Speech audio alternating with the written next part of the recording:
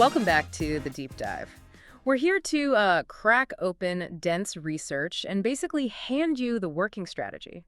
Now, if you've ever had to give an informative speech, maybe for work or college or even just explaining something complex, you know that feeling, right? Choosing a topic that doesn't just flatline in the room. So today we're really hacking informative speaking. We've dug into this guide, Mastering Informative Speech Topic Selection, and our mission really is to pull out the absolute blueprint.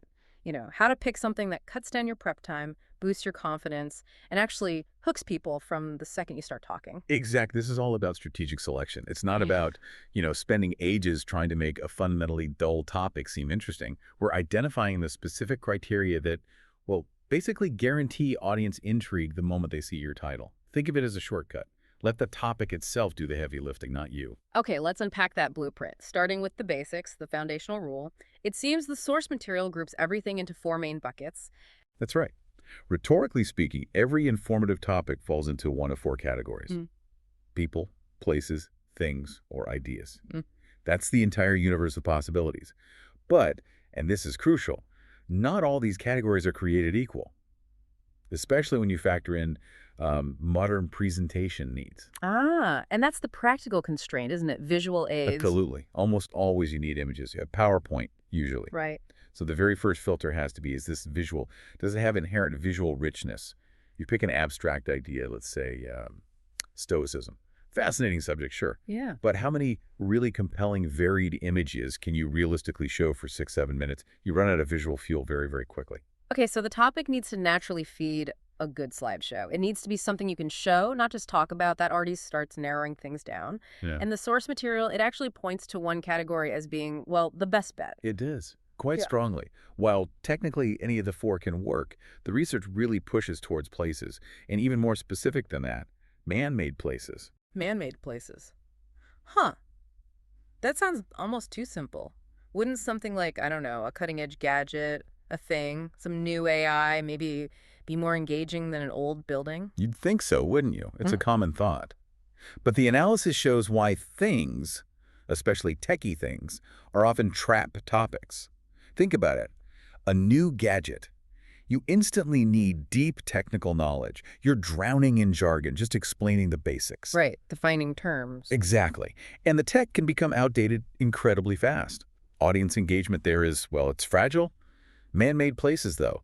The source calls them the easiest to do and, importantly, the hardest to mess up. Okay, why? What's the mechanism there? It's purely structural. A man-made place inherently helps you organize your entire speech. It basically answers the 6 core journalistic questions for you. The who, what, when, where, why, and how. How does a place do that better than, say, a person or an idea? Well, take a specific example. Derinkuyu in Turkey, that ancient underground city. The what is the city? Where is Turkey? When is the historical period? Who are the people who built and lived there? And the why and how are all about its purpose, defense, maybe shelter, and the methods they use to carve it out. It's all baked in. I see that now. It's like built-in history and logic. If I talked about a person, the how might be tricky to integrate naturally. An idea.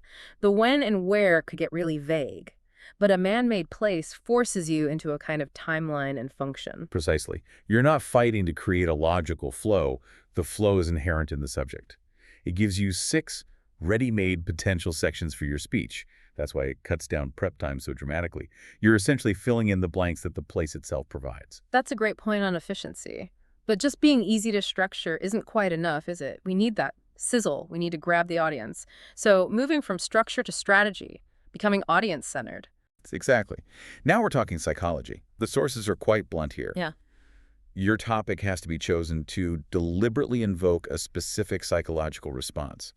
They even draw a parallel to effective clickbait, which sounds a bit crude, but we need to understand why that comparison works. Right, it's about generating genuine surprise, making people feel like they're getting insider information. That's the heart of it. You're tapping into basic human curiosity, but more specifically, the desire to know things they feel they shouldn't know, or things that have been overlooked. Your topic needs to feel like a revelation. Okay. And the sources list 5 key qualities that really trigger this. For maximum impact, your topic should feel secretive, mysterious, unique, unusual, and puzzling. If it feels common, something they learned about in school, something easily found, You've missed the mark psychologically. So we contrast something like, say, the history of the Eiffel Tower. Everyone knows it. Structurally interesting, maybe, but familiar. Familiar, So exactly. something like the Buzluja Monument in Bulgaria, that giant, abandoned, saucer-shaped communist building. Perfect example. Buzluja is unique. It's definitely puzzling, visually arresting, and most people haven't heard of it. It immediately makes you ask, what is that thing? Or think about the Sol Cathedral of Zipaquirá in Colombia. A huge, colorful cathedral carved deep inside a salt mine. Again, it forces that internal question. When you layer that psychological intrigue onto the structural advantage of a man-made place, you build incredible momentum before you even say a word. You're basically signaling to the audience, hey, I found something hidden and amazing, and I'm about to let you in on the secret. Okay, let's pull this all together then.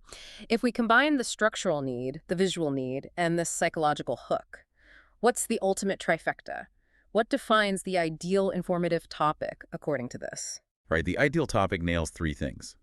Non-negotiable. First, it must be a man-made place. We've established why. Second, it has to be generally unknown to your specific audience, not something from standard history lessons or front-page news. And third, crucially, it must provide intriguing images. These visuals need to be colorful or thought-provoking, or maybe even a little unsettling. Think the Darvaza gas crater in Turkmenistan, the gates of hell, man-made origins relatively unknown, and that image of a giant fiery pit. Magnetic. The pictures alone hold attention. Magnetic visuals tied to a mysterious structure. Okay, so what's the precise reaction we want inside the listener's head when that title slide pops up? You're aiming for two things simultaneously: shock and demand. First, that feeling of, whoa, how did I not know about this before? A little bit of surprise, maybe even feeling slightly behind the curve, and immediately followed by, tell me more I know. That instant, eager curiosity. Okay, if we nail that, if we get that level of immediate buy-in, what's the payoff for the speaker, especially for someone who isn't, a natural performer? This is maybe the most practical benefit. A truly great topic acts like a shield and a force multiplier, especially if you're someone who tends to be shy or introverted or maybe just struggles to project enthusiasm in front of people. So my nerves, the topic can kind of cover for them? In a way, yes. If your topic is just okay, average, then any nervousness you show, shaky voice, closed-off body language, gets amplified. The audience might look for reasons to tune out. But if the topic itself is genuinely mysterious, visually stunning, and just plain compelling, the audience leans in. They want the information despite any delivery hiccups. The inherent interest of the material does the heavy lifting, as we said. You don't need to be this super charismatic salesperson for it. Your role shifts. You become the guide, the expert revealing this incredible secret place. It takes the pressure off performing charisma and puts it onto conveying the fascinating facts. That really reframes the whole challenge, doesn't it? It becomes less about stage presence and more about smart research and selection before you even get there. You win the presentation by winning the topic choice. Okay, this has been a fantastic deep dive. It really turns what seems like a simple task pick a topic into a high-level strategic decision. So the core strategy: filter everything through those lenses. Focus on mysterious, visually rich, man-made places that tap into that psychology of discovering something hidden or exclusive. That's the essence of it. Look for the forgotten, the hidden, the structurally bizarre things humans have built. Stop trying to make the familiar seem fresh. Find something genuinely fresh. Right. And here's something to maybe chew on after this. If the best topics are the ones we didn't know we needed to know, think about your own area. Think locally for a second. What seemingly ordinary man-made place is right near you? A weird old factory, that oddly shaped water tower, maybe a bridge with a strange history. What unknown story, puzzling feature, or unusual past function is hiding in plain sight in your own backyard? Go look. That might just be your perfect high-impact topic.